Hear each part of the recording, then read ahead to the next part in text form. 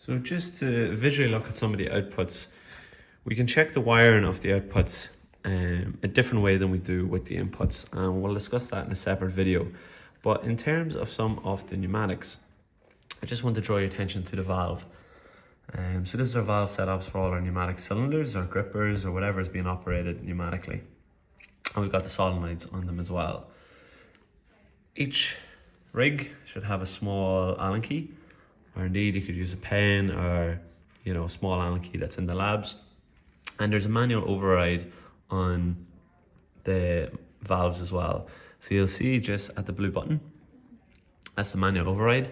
If I push that, we can basically activate some of the valves once we have air pressure supplied in as well, and it's turned on over at the main valve. We can activate the valve and see how the valve is working. So I can actually see that these two are spring return, because once I push, the manual override comes on if I keep it held, and then when I release it, it springs back. It's actually the same for the third valve, which operates this. So we can see the valve is starting extended and then retracting, whereas with these, they're starting retracted and then extending. So we can get a bit of an understanding on the outset of how the pneumatic valves are working based on these little manual overrides. So we can just see how they operate.